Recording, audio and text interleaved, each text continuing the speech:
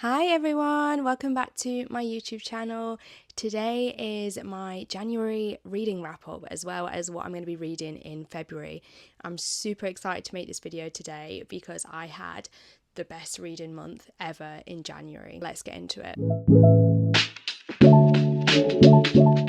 Okay, so I read 6 full-length books in January, half of one that I ended up DNFing, and then a full-length Dramione fanfiction as well. I started off my January with Part of Your World by Abby Jimenez. I'd never read an Abby Jimenez book until January this year, 2025.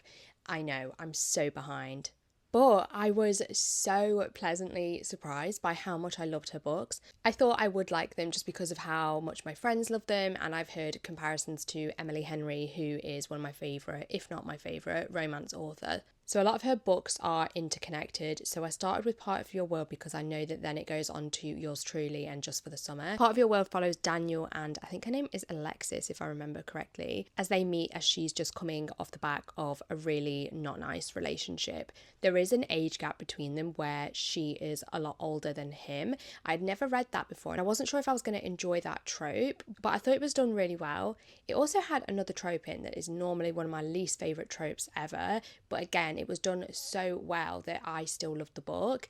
In general, I think what Abby Jimenez does so well that makes you enjoy the story, whether the tropes are your favourites or not, is she puts in so much in-depth emotional storyline aside and outside of the romance. She packs a really big emotional punch and she knows how to make you root for the characters. I think Daniel might be the most green flag love interest that I have ever read. Overall, because it did have some of the tropes that weren't my favourites, but I still loved the story, I ended up settling on a 4.5 star rating. The next book I read in January was A Sea of Unspoken Things by Adrian Young. Quirkus, the publisher, were kind enough to send me a copy of this because I'm an Adrian stan. I absolutely love her work and I was so excited for this one. It's a super short book. It's like 250 pages, I think. And again, like Spells for Forgetting and The Unmaking of June Farrow, it is a hybrid of genres. Part crime, part mystery, part thriller, part romance, part paranormal, magical realism. For me, this was a 6-star read. I absolutely loved this. I don't know what it is about her stories that just make me fall so in love. I think it is that fusion of genres because it makes them feel so unique and original, which is something I struggle to find with romantasy books and romance books nowadays because I have read so many. Her descriptive prose is beautiful and she's so good at creating these small town environments that where you feel like you're there and you can see the problems with small town living, but it doesn't change the fact that the atmosphere she's created is captivating, eerie and like beautiful. The small town in this one, A Sea of Unspoken Things, very much felt like Forks from Twilight. I have not stopped thinking about it since I finished it. Thank you, Quirkus, for sending it me because now this is where I abandoned my January TBR and said I need to read more Abby Jimenez. I continued my Abby Jimenez journey and read Yours Truly, which is book 2 in that little interconnected series. This was a 5-star read for me. I haven't had a 5-star read that's romance in a while, so I was so excited that I loved it as much as I did. It follows Brianna, who is actually the best friend of book 1's main female character, and it follows her as she is in the hospital as an ER doctor when her new colleague, Dr. Jacob Maddox, joins. The two get off to a rocky start, but they end up in sort of like a fake dating situation, which is one of my favourite tropes ever. As well as all the romance, this book has anxiety rep. And I tell you, the anxiety rep is literally perfect, like the best anxiety rep I've ever read. It's so well done, it's so relatable. And on top of that, it also has a chronic illness / kidney failure storyline. This is Own Voices for Abby Jimenez, so again, it's written with such care and sensitivity and it adds so much to the story. I felt like she didn't just explore how it feels for the person, but also for their loved ones around them, and it was so beautifully written, it made me cry. It's just an absolutely beautiful book. Then we came into our book club pick of the month. I do have a book club, Love and Law, with some of my friends on Fable. If you'd like to join, the link's below. But This was our pick for the month, A Court This Cruel and Lovely. I've heard such good things about this book, but unfortunately I did end up DNFing it about 30% of the way through. There was nothing wrong with this book. It wasn't a bad book. The writing was great. I could see why people loved it, but for me it just had a hard time living up to the past 3 books that I'd just read, which had all been super high ratings, and other romantasy books that I'd already read and loved, because for me the problem with this book is that it did feel quite similar to a lot of stuff out there. It reminded me a little bit of Plated Prisoner, a little bit of Song of the Marked. There was just things that I was very familiar with and wanted something a little bit different maybe. But I do think that, like I said, because I'd had such good previous reads in January, this book suffered because of that, so I may come back to it and give it another go at some point. Then again, because of my DNF, I went back to Abby Jimenez and I closed out that interconnected trilogy with Just for the Summer. Just for the Summer follows Emma and Justin, who basically think that they have some kind of a dating curse whereby the next person they date goes on to find the love of their life after them. So they decide to meet up and start dating each other so that they can basically like cancel out each other's curses. You can see where this is going. So the core story is great, it's fun, it's full of like interesting side characters, blah blah blah. Yeah, perfect standard romance.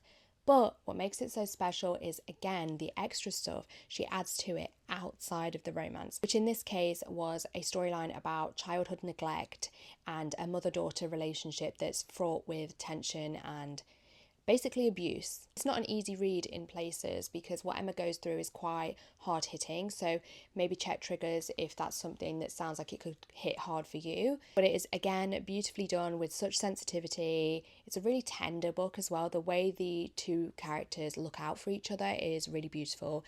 It was, in fact, a 5-star for me. Also, I just have to add, if you love Emily Henry or Ali Hazelwood, I feel like Abby's books feel like a cross between the 2, so they're an absolute must read for fans of those authors. And then my final actual full-length fiction novel of January was Wild and Wrangled by Lila Sage. I absolutely loved it. So you'll know if you've seen my last video on romance books that the Rebel Blue Ranch series is one of my favourites. Just something about Lila's writing and the characters and the found family that she's crafted that just feels so cosy, heartwarming and comforting to me. Wild and Wrangled was absolutely no different. From the first chapter, I could tell that I was going to love it. Dusty and Cam's story delivered everything I had wanted that was hinted at in the previous books. And it just had such a nostalgic feel because it is split between past and present, and so you do get those memory flashbacks that make you feel like you're their age too. This one didn't have a neurodivergence or mental health storyline like some of her other books in the series did have, which I did miss a little bit, but overall it was a really cute and comforting final conclusion to the series, and I gave it 4.5 stars.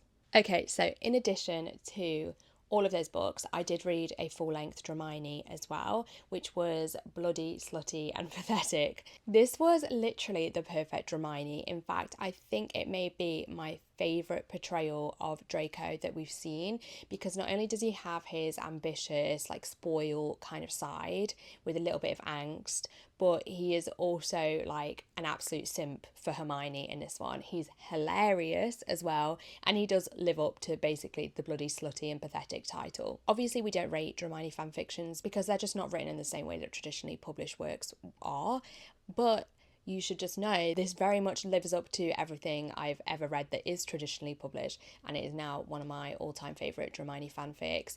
If you want something that is kind of lighter on the plot but heavy on humour, fluff, politics and banter, this is one for you. I think people who love Draco Malfoy and the mortifying ordeal of being in love will love this one. Okay, so let's talk about what's on my TBR for February. Obviously, we have a new release from Ali Hazelwood, which is Deep End. And because we are 6 days into February, I have to tell you that I've already read that one. The full review will be in my February wrap-up, or maybe I'll do a separate video on it alone. But that had to be on my TBR, and it was read immediately. I also want to read Ruin by Gillian Eliza West. This is book 1 in a romantasy duology. Book 2 comes out in April, I believe, so there's not a long wait for that final conclusion. I read the blurb of this and it sounded really intriguing. It's about a girl who gets bitten by, I think they're called a daimoni, like a demon, but Greek mythology. And as a result of that bite, she cannot touch anyone because she will kill them. And she has not been touched in 245 years. Then one day, in a set of circumstances that arise, she has to leave her kingdom and she ends up in the kingdom of a man that she has always been told is a horrendous evil god. So I have already started this. I'm about 40% of the way through. Really enjoying it so far, which is a really pleasant surprise because I have been struggling with romantasy in the last year or so. I would say things have started to feel a bit samey. Definitely a me problem and not the authors, because at the end of the day, tropes and themes are all similar in every genre. But I am enjoying this one. It does feel like Plated Prisoner, but not in a way where it's like a copy or too similar. We also have another new release coming in February that I'm very excited for and has to be on my TBR, and that is The Charlie Method, which is the latest book in Elle Kennedy's series that's set in the off-campus world. I'm very excited for this one. I think it is multiple love interests or like a throuple, and she has done a couple of these recently, but not ones that I've got to and read yet. So I'm very excited to read something a little bit different from her rather than you just stereotypical male-female couple. And I love a good hockey romance. I love Elle Kennedy. She's one of my most read authors of all time. I'm so excited for this. Another release in February, we're seriously getting fed by authors at the moment, is book 2 in the Crimson Moth series, which I believe is the final book. I think it's only a duology. Very excited for this. When I read The Crimson Moth, I was pleasantly surprised. It's YA and it's Witch and Witch Hunter, which makes it feel familiar to a lot of the things I grew up with. But again, it has that nostalgic, fun, entertaining feeling. And there was a really sad bit at the end of book 1 and a bit of a cliffhanger. So I am desperate to get back into this world and to see where it goes and how it concludes. Another book that I would love to get to in February is Heavenly Bodies. I have been seeing everyone rave about this. I did actually start it when it was indie published and I came away from it not because it was bad or I didn't enjoy it. I just had arcs that I needed to read at the time. But I've got this beautiful Fairy Loot edition, and like I said, my friends have all loved this that have read it, so I need to do it immediately. Then I have another romance release that I need to get to. This one is technically already out, and that's Crocodile Tears by Ali K. Mulford. This is book 4 in the Prickle Island Zoo series, which is a contemporary romance series. If you have not read these and you love happy-go-lucky, fun romances with diverse representation, you absolutely need to do these. Book 1 was She's a Keeper, and that has a bisexual female main character and a male love interest from New Zealand, and that one was great. Book 2 is her older brother, who is the head gamekeeper in the zoo and a new employee that is driving him crazy. And this one feels like Anthony from Bridgerton. So if you like Bridgerton, you need to read that one. Book 3 was their sister Hawk, who is a lesbian. So this one was a sapphic romance. Again, really, really good.